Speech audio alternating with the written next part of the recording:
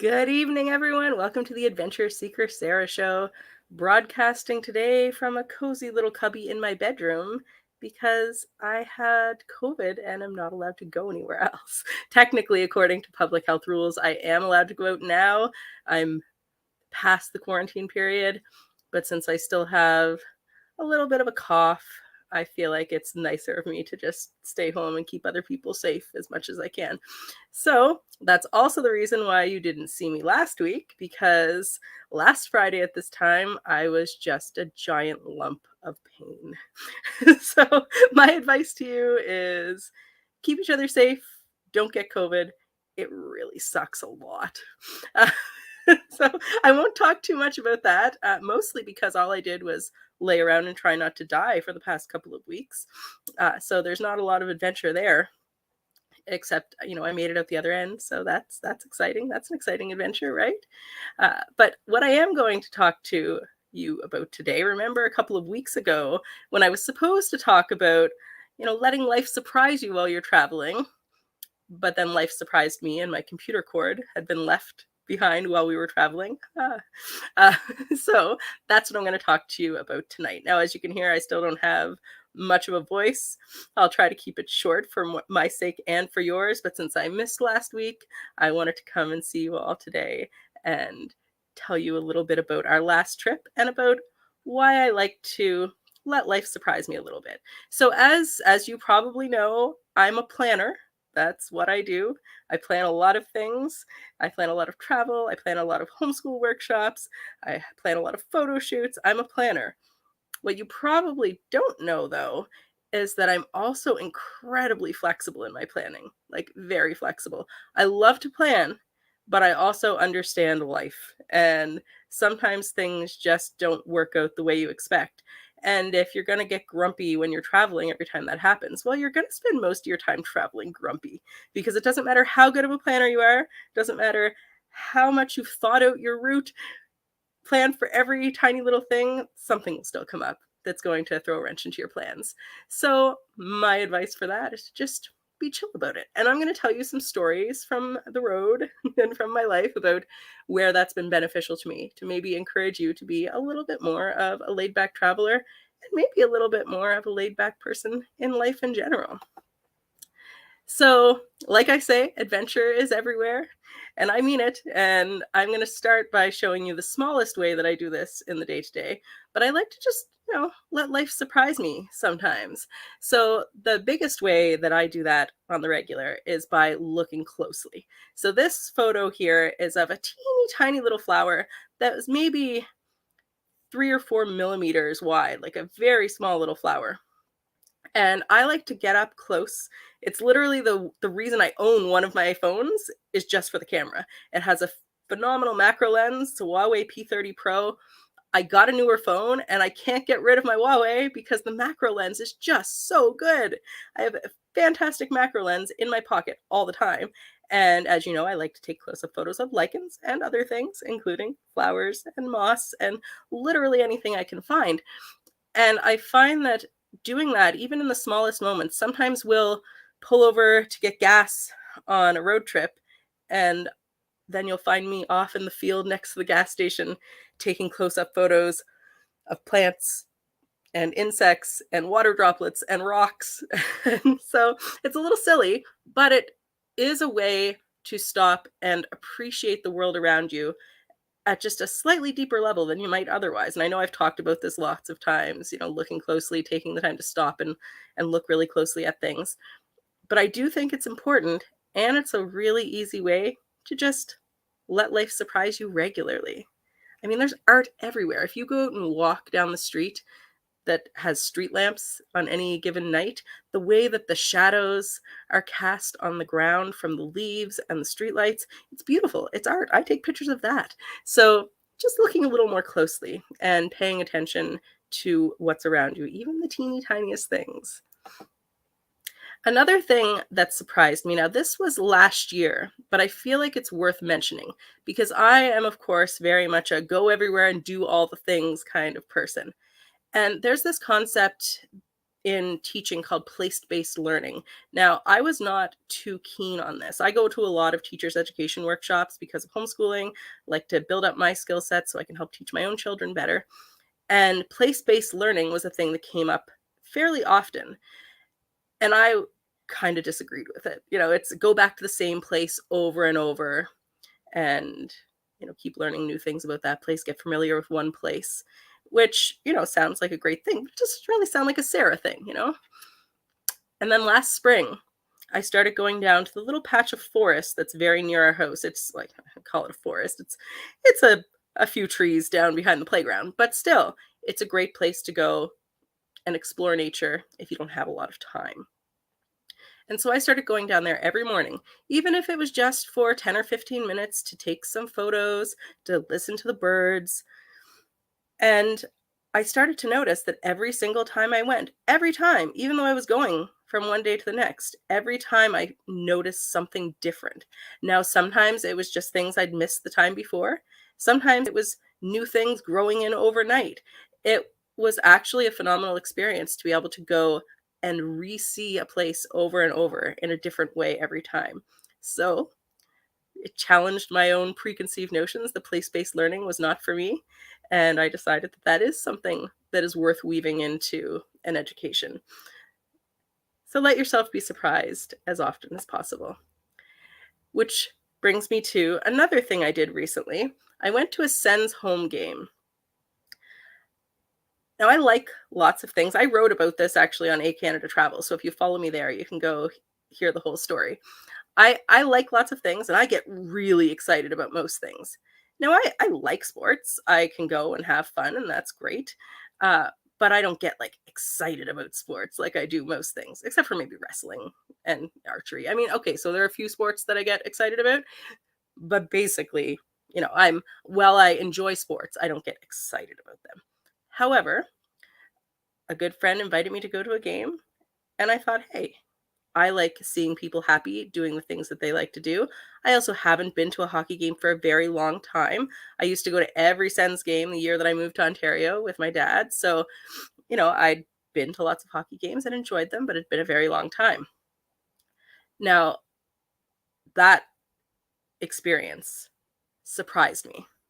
And I like being surprised. I do a lot of things, and it's nice when something can surprise me. So the way a hockey game is presented, I believe, has changed a lot since the last time I've been to a live game. There was nonstop entertainment. There wasn't a moment where something entertaining wasn't happening. If there wasn't hockey happening, there were games or a band playing or all kinds of interesting videos on the big screen. Like it was just constant, constant, constant. And so of course, I had a good time because I was with a friend who was having a good time. I like seeing people enjoy the things that make them happy. But the mascot was really doing their job. The whole crowd was amped up. There was constant games and fun and music. And I really enjoyed myself a lot more than I expected to, and was impressed by just the sheer entertainment level of this sport. I mean, of course, hockey is entertaining in and of itself, but they filled every spare moment with entertainment. They even gave away a trip to Barbados, I think. Like it was a crazy night. So another way that I like to let things surprise me. But here's the big one. And this is what I mostly want to talk about today. We just went on a trip recently to the US, mostly North Carolina. We went primarily because we wanted to go to Emerald Hollow to go gem digging. We've been wanting to go there for many, many years. We're a rock hounding family. And we wanted to go hang gliding in the Outer Banks at Kitty Hawk Heights. Kitty Hawk Heights has been on our list for a long time. It's hang gliding from the sand dunes, so you're like jumping from the sand dunes, pretty cool. And Emerald Hollow has been on our list just as long because there are like 60 different gems and minerals you can dig for. Very cool. Lots of different ways to do that. And I'll definitely talk about rock hounding in depth and all the different places you can go to do that another day. But one thing I like to do when we travel, if possible, sometimes it's not possible if we're on a tight timeline, but I like to give us time to do a little bit of mystery traveling. And by that I mean just driving along toward our destination, putting our route into Google, and then periodically just clicking attractions to see what's along the way and what we might like to stop at. And in this last trip, we saw a lot of really cool things that way. I basically didn't plan any of our stops on the way to and from North Carolina. I didn't even realize how many states we would be going through. That's a lot. The answer is a lot. But I wanted to both give that flexibility to stop and also leave room for some surprises for me, right? Because I'm always the one planning the travel. And sometimes it's fun for me to have a surprise in where we're going. And if that surprise is, hey, Google said this looks interesting, I'm okay with that. So this photo is from the the Cryptozoology and Paranormal Museum in Littleton, North Carolina. And that was kind of a fun experience, but we'll go back to that. We also found this place called Labrador Hollow Unique Area. That's all it said, literally all it said on the Google listing. I mean, I could have dug further, obviously, but I was like, hey, that sounds cool and potentially unique. I don't know why, and I'm not going to look it up. We're just going to go there. And we did, and it was great. It was a beautiful setting, lovely little boardwalk. It was a great way to end our day before stopping at a hotel that night. So finding these little things along the way, see, lovely little boardwalk here, beautiful rolling hills in the background. It was absolutely lovely. And of course, they had informational panels, which, I enjoy. We also stopped at a Welcome Center, the New York Welcome Center, also on our way back. But this whole place, the Welcome Center, was like a beautiful little museum. They were so cutting edge. They had this lovely little convenience store that had all high-end products, but that weren't high-end prices. So like fancy waters and fancy cookies and fancy chips, but basically at the prices you would expect at a rest stop. And then this was a sculpture on the ceiling because, of course, the Corning Glass Museum is in New York. So that was a fun surprise because I love glasswork. And there was a little mini museum telling you about some of the history of New York State. So this was a really interesting find. And it also had a great playground. That's actually why we stopped there. We stopped for the playground because the sign said that this rest stop had a playground and poor Lyndon was begging to go to a playground. The playground itself, also really cool. Really neat design, but we were surprised by how great the Welcome Center itself was. And then we also stopped at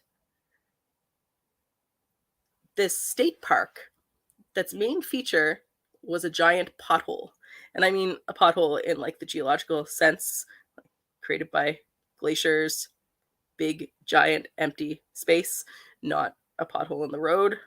Although I'm sure in Canada we have several parks that we could make a park around potholes. We have enough of them.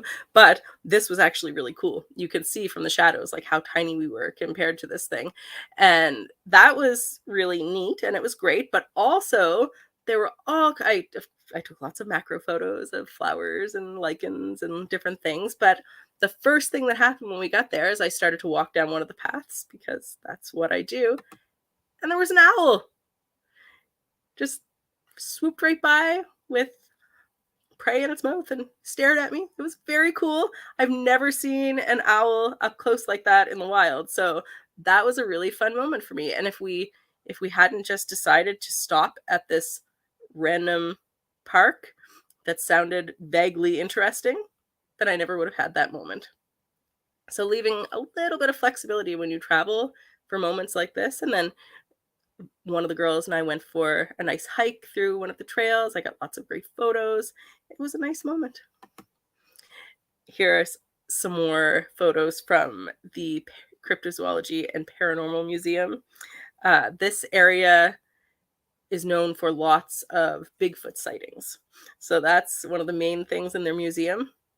This museum was started in the owner's home, who is now the mayor of the town, I believe. It's a very interesting little place.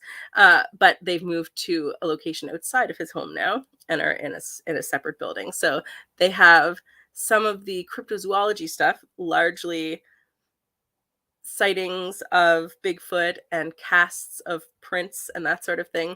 But then they also have a whole section of allegedly haunted dolls and toys, which, regardless of whether or not that's true, they're still creepy and fun to take photos of. So this was kind of a neat experience. Certainly not something that you would want to go all the way to North Carolina just for this, but they also have someone who I believe reads tarot cards or palm reads in the back of the building. They run ghost tours. You can go out into the state parks nearby and see if you can find a Sasquatch yourself. So you could build a trip around it as well. This guy was creepy. I like creepy dolls. It makes me happy. Oh, I should have had a trigger warning here. So this is weird. Maybe the weirdest thing I've ever seen. Definitely the weirdest thing on this trip. So we do like to stop at random roadside stops. If you take a look at my Instagram from this period, we went to a roadside dinosaur park, which was something to behold. It was a lot of fun though. We went to a giant nutcracker head. There are lots of interesting things along the sides of the road, and this sculpture was certainly one of them. This is like in a tiny little town in the middle of nowhere next to someone's house. Like it makes zero sense across the road. Like there's her giant set of high-heeled shoes, also made of concrete. The roadside stops, they're weird, but this might be the weirdest one I've ever found, and it's glorious. Just called the Giant Legs of Henderson, I believe. And then this place. So this was one of the best finds from our press attractions on Google and see what happens. This place is called Sequest, and it was also in Virginia, I believe. And there are several of these. It's a franchise, so they're all throughout the United States. I believe there were 8 to 10 of them when I looked on the website. But it was really cool. It's like a tiny little aquarium and animal attraction. They didn't just have marine animals. There were other things as well. But it was so interactive. Most of the stations, there was food that you could buy to feed the animals. You can get tokens when you buy your tickets. So you just put the tokens into the machines. It's like a gumball machine, and there's feed inside the little containers. And you were able to go and feed all of these animals. It was wonderful for Lyndon, who's 2. But all of the girls loved it too, and the oldest one is 13. So this is a great family activity. It was really, really awesome. Like, well worth the money. And this spot was my favorite. This is kind of like a little depression, a little cave in the stingray enclosure. So you can actually go in there and they swim all around you. So cool. There they are, see, right above me. Maybe my favorite picture from the trip. And then this is another really random thing from our trip. We went to Carowinds, which I talked about in our amusement park episode. And one thing that I like to do if I can help it, and I know this is a little bit silly and might make some of the like super planners cringe a little bit, but if there's really no reason for me to know all of the details about a place we're going, I just don't bother finding them out. And again, it's kind of more fun for me that way, I do the same thing when we go to wrestling. Adam's always sending me updates of who's on the card, and I kind of look at them and then immediately forget on purpose because it's fun for me to go to the show and be surprised at who's coming into the ring. So I kind of added Carowinds onto our trip, even though it wasn't something we were originally planning to do. But as we were driving, most of the time when we go away for a May trip, we go to a Six Flags or a big amusement park or several. And I didn't really have that planned in.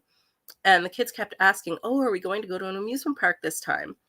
And then I realized, well, this one's like an hour from where we're staying. The prices are pretty reasonable. We have, a free day. And so maybe we should just go. And we did. And that was great. But the fun surprise for me, aside from, seeing what rides were there and stuff, the fun surprise for me was that this park is actually in 2 states. The state line runs down the middle of the park. So part of the park is in North Carolina and part of the park is in South Carolina. And I suppose I should have known this because their tagline is where the Carolinas meet. But again, I didn't really do a whole heck of a lot of research except to go, okay, this looks like a park that's not going to kill us. People will have fun. Yay! And it was fun, but it was also a fun little surprise for me because we got to enter an extra state that I didn't think that we would be going to. Another moment of our trip that was kind of a surprise moment was when we went to the Greensboro Science Center. So we used Greensboro as our home base for most of the trip, or a significant portion of the trip. And people kept saying to us, oh yeah, Greensboro has a little science center, so maybe go check that out at some point. And we had been planning on traveling the day that we went here, but decided not to. And I can't remember the precise reason now, but it was easier not to. And so we thought, well, we'll just do things near our home base. And this looked, vaguely interesting. It's a science center. We love science centers. People said it was okay. And I'd also heard that they'd done some renovations recently, but didn't really look into what. So we decided to go there. And it was freaking epic. This place was, the science center part was, relatively small, but they built on a whole entire aquarium, which was phenomenal. Like a really, really good aquarium with lots of interesting interactive elements. They even had penguins, like the whole enclosure just full of penguins. And then all of the fish you could possibly imagine, jellyfish. They had a couple of labs that were viewable from the aquarium space, so you could see what the scientists were doing in lab, which was really cool. And then they had outside a full zoo, like a full-on zoo full of animals, like not a ton of animals, but it was a little science center and a little aquarium and a little zoo, all for one price, with all of these neat little interactive exhibits. And then for some strange reason, dinosaurs and a giant treehouse. This place even had a big aerial ropes course. Like, it was insane. But then they also had all of this farm section and all of these neat little elements. Like, this is all holograms in the dinosaur section. And the photo doesn't do it justice, but it was really cool.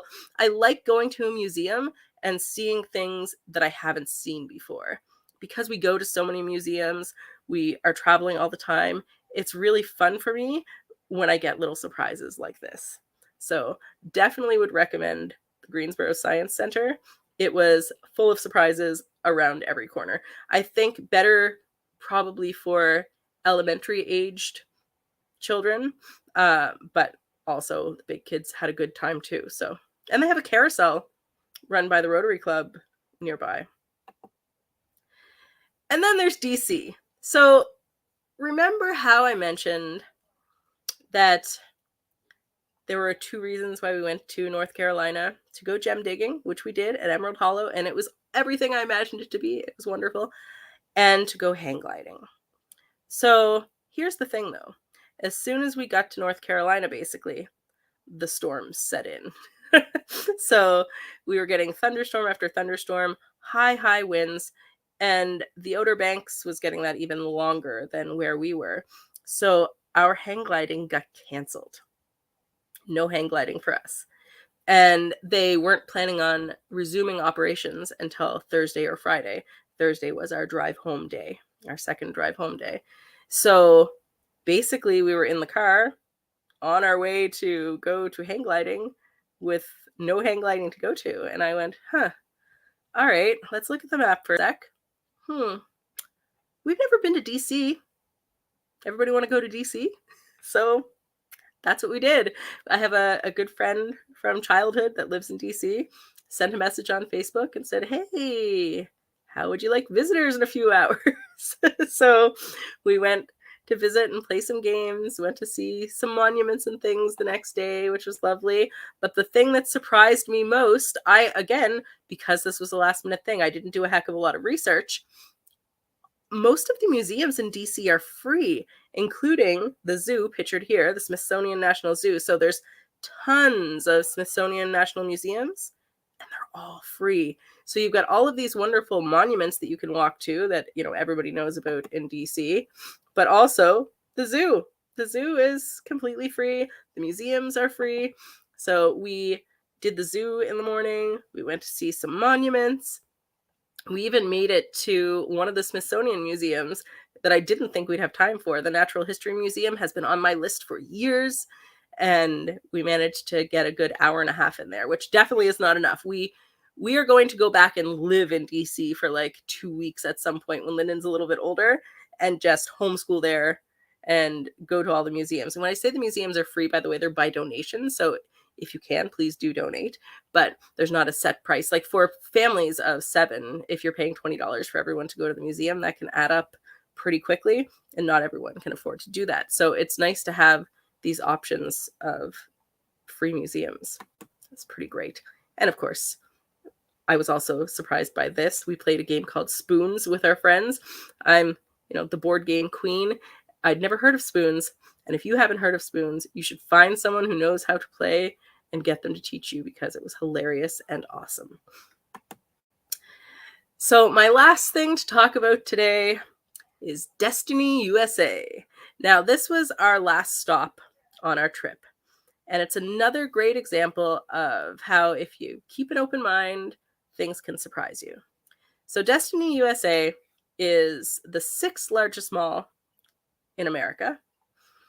And when we were driving down and missing some of the stops we would have liked to see and writing down what we might like to hit on the way back, I wrote down a bunch of things. What I didn't realize until I got to this place was that they were all in this mall.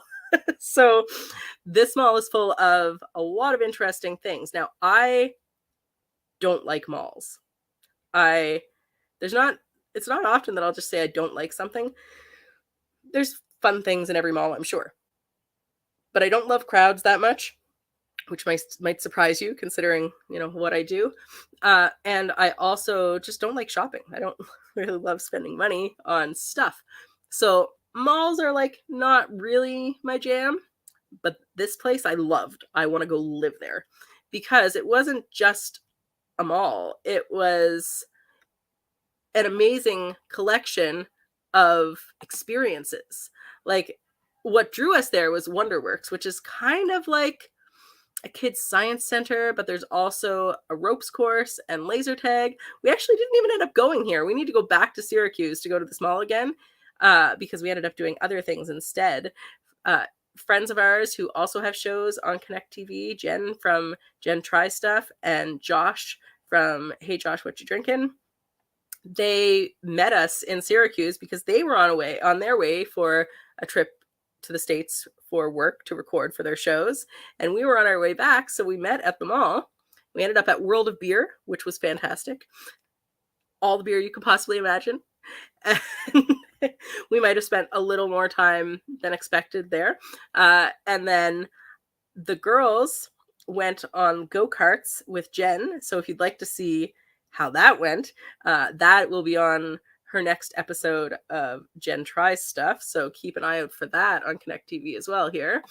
And then there was also like a little raise. There was the Museum of Intrigue. There were escape rooms. There was the selfie museum. There was laser tag, virtual reality, like a candy store, a hot sauce store, an arcade, like everything you could possibly imagine in this mall. So I like to say that I don't like malls. That does not apply to this mall. There was even a mirror maze, which really kind of capped off this weird and wonderful day. So again, let yourself be surprised. It's okay to be a planner, and that's great, and I certainly am. But even for someone who is a chronic planner, there's lots of room to let life surprise you, look for adventure everywhere, and just be okay with surprises from time to time. So before we go, I'll remind you to go follow Class A Paranormal on Facebook, Instagram. Also, the last Saturday of every month, Class A Paranormal has a podcast here as well on Connect TV, so watch for that this week. If you're not already following me on A Canada Travel, where I'm an adventure seeker, pop on over to there, sign up for an account, and you'll see all of my adventures throughout Canada popping up on there. If you're from Nova Scotia or just interested in what's going on in Nova Scotia, make sure to follow Nova Scotia Buzz. Of course, come find Adventure Seeker Sarah all over the place on Facebook, on Instagram, on TikTok.